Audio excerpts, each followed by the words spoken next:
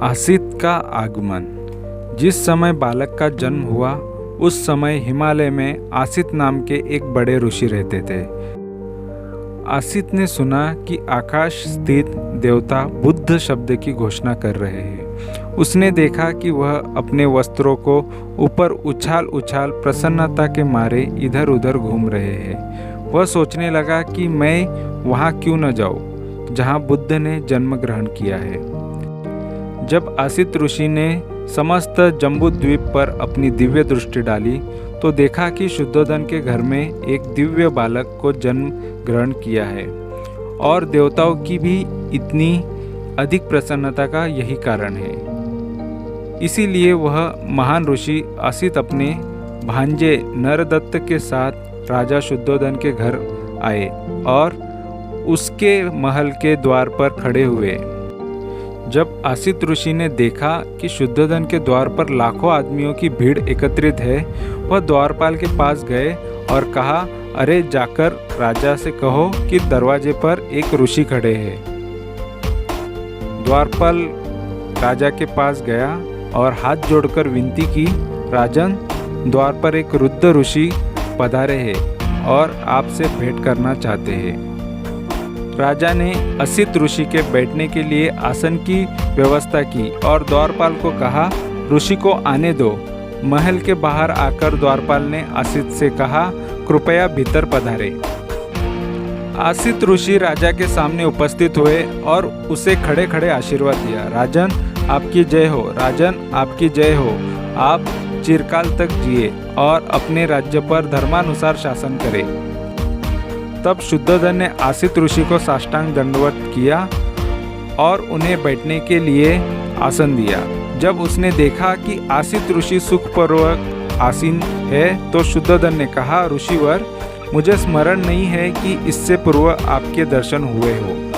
आपके यहाँ आगमन का क्या उद्देश्य है? आपके यहाँ पधारने का क्या कारण है? तब आसित ऋषि ने राजा शुद्धोदन से कहा, राजन, तुम्हें पुत्र लाभ हुआ है, मैं उसे देखने के लिए आया हूँ। शुद्धोदन बोला, ऋषिवर, बालक सोया है, क्या आप थोड़ी देर प्रतीक्षा करने की कृपा करेंगे? ऋषि का उत्तर था, राजन, इस तरह के दिव्य विभूतियाँ देर तक सोती नहीं रहती, वे स्वभाव से ही जागरूक होती है। तब बालक ने ऋषि पर अनुकंपा करके अपने जागते रहने का संकेत किया। यह देख कि बालक जाग उठा है, शुद्धोदन ने उसे दृढ़तापूर्वक दोनों हाथों में लिया और आसित ऋषि के सामने ले आया। आसित ने देखा कि बालक 32 महापुरुष लक्षणों तथा 80 अनुव्यंजनों से युक्त है। उसने देखा कि उसका शरीर शुक्र और ब्रह्मा के शरीर से भी अधिक दीप्त है और उनका तेजोमंडल उनके तेजोमंडल से लाख गुना अधिक प्रदीप्त है। उसके मुंह से तुरंत यह वाक्य निकला, निस्संदेह यह अद्भुत पुरुष है। वे अपने आसन से उठे, दोनों हाथ जोड़े और उसके पैरों पर गिर पड़े। उन्होंने बालक की परिक्रमा की और उसे अपने हाथों में लेकर विचार मग्न हो गए। आसित ऋषि पुरानी भविष्यवाणी से परिचित थे कि जिसके शरीर में गौतम की तरह के 32 महापुरुष लक्षण होंगे, वह इन दो गतियों में से एक को निश्चित रूप से प्राप्त होगा, तीसरी को नहीं। यदि वह गृहस्थ रहेगा तो वह चक्रवर्ती नरेश होगा, लेकिन यदि वह गृहत्याग कर प्रवजित हो जाएगा तो वह सम्यक संबुद्ध होगा। आसित ऋषि को निश्चय था कि यह बालक गृहस्थ नहीं बनेगा। बालक की ओर देखकर वह सिसकियां भर भर कर रोने लगा। शुद्धोदन ने देखा कि आसित ऋषि सिसकियां भर भर कर रो रहा है।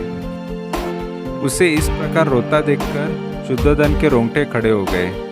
उसने आसित ऋषि से निवेदन किया, ऋषिवर, आप इस प्रकार रो क्यों रहे हो? आंसू क्यों बहा रहे हैं? ठंडी सांस क्यों ले रहे हैं? मैं समझता हूँ कि बालक का भविष्य तो निर्विघ्न ही है। आसित ऋषि ने राजा को उत्तर दिया, राजन, मैं बच्चे के लिए नहीं रो रहा हूँ, इसका तो भविष्य निर्विघ्न है, मैं अपने लिए रो रहा हूँ। ऐसा क्यों? शुद्धोदन ने पूछा। आसित ऋषि का उत्तर था, मैं जराजीर्ण हूँ, वय प्राप्त हूँ और यह बालक निश्चयात्मक रूप से बोधि लाभ करेगा, सम्यक संबुद्ध होगा। तदनंतर वह लोक कल्याण के लिए अपना धम्म चक्र परिवर्तित करेगा, जो इससे पहले इस संसार में कभी प्रवर्तित नहीं हुआ है। जिस श्रेष्ठ जीवन की, जिस सधर्म की वो घोषणा करेगा, वह आदि में कल्याणकारक होगा, मध्य में कल्याणकारक होगा और अंत में कल्याणकारक होगा। वह अर्थ तथा व्यंजन की दृष्टि से निर्दोष होगा, वह परिशुद्ध होगा, वह परिपूर्ण होगा।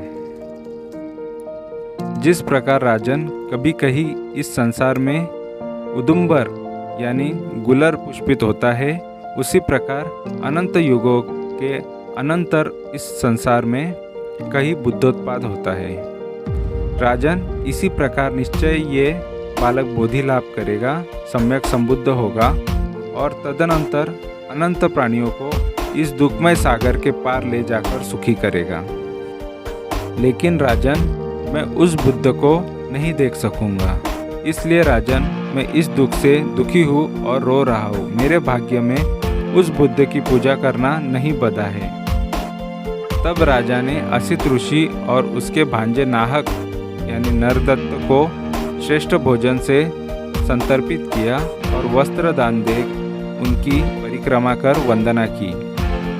असित ने अपने भांजे नाहक को कहा, नरदत्त, जब कभी तुम्हें यह सुनने को मिले कि यह बालक बुद्ध हो गया है तो जाकर शरण ग्रहण करना, यह तेरे सुख, कल्याण और प्रसन्नता के लिए होगा। इतना कहकर असित ने राजा से विदा ली और अपने आश्रम चला गया।